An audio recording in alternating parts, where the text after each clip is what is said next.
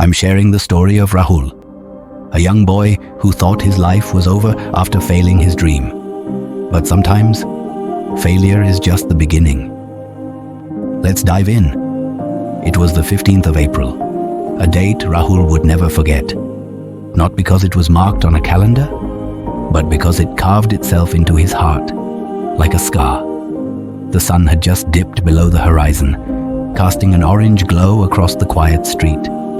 But inside Rahul's room, the world had already gone dark.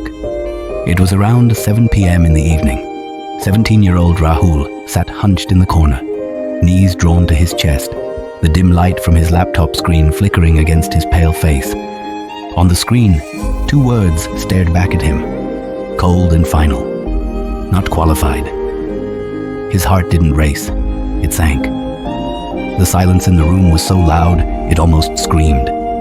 His dreams of IIT, the late-night study sessions, the sacrifices, the expectations, collapsed in an instant.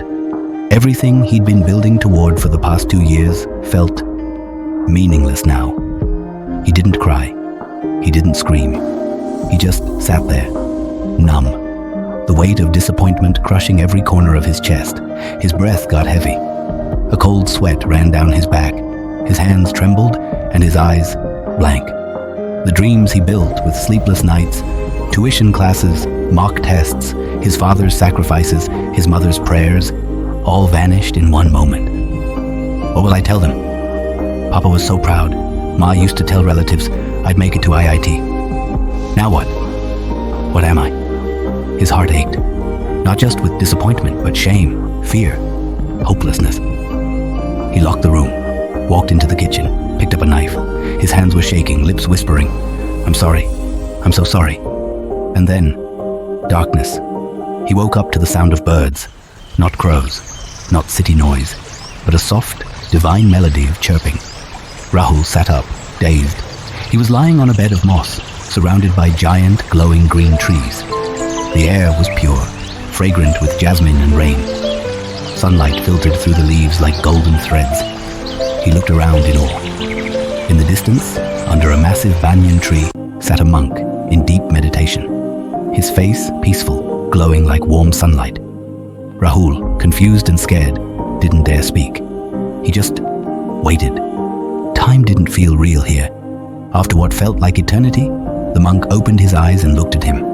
Monk, smiling gently. "So, you've arrived?" Rahul, hesitant.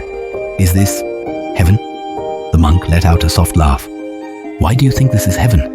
What great deeds did you do to earn that?" Rahul lowered his eyes. I gave up. I failed my exam, my dream, my parents' dream. I took my life." The monk listened in silence, then stood up, walked toward Rahul and asked, "Do you want to see what's happening on earth after your death?" Rahul's lips trembled. "Yes." The monk raised his hand. A glowing mist formed in front of them, like a moving mirror. His mother collapsed on the floor, holding Rahul's photo, screaming his name between sobs.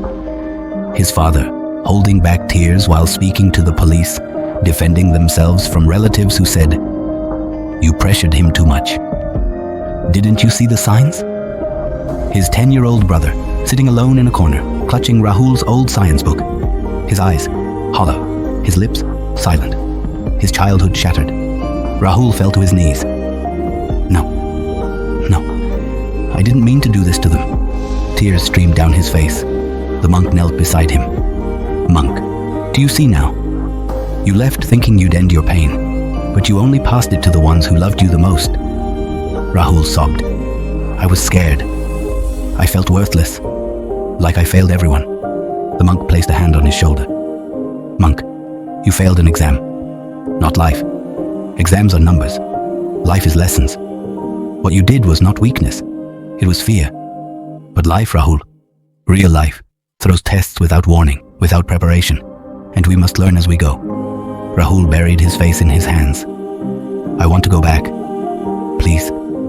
I want to say sorry to Ma. I want to hold Papa's hand. I want to tell my little brother I love him. Please. Just one chance." The monk stood tall. Monk, serious. "You may go. But only if you promise me this. Never again will you measure your worth by a number. You will face pain, yes. But next time, you will stand. Rahul nodded through his tears. I promise. The monk smiled. Then go.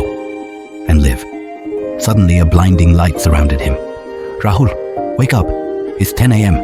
The G results are out. You need to check. His mother's voice rang in his ears. Rahul gasped and sat up in bed. Sweat covered his forehead.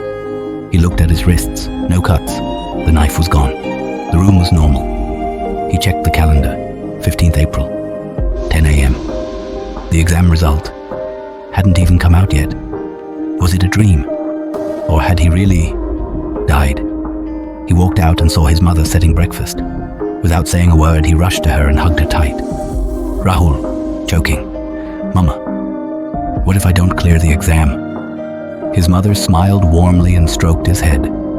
Mother said, then you try again next year, or pick another good college.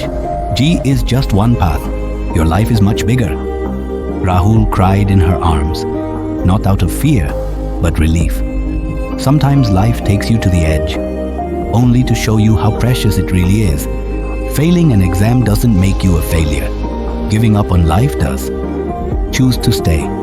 Choose to fight. Choose to live.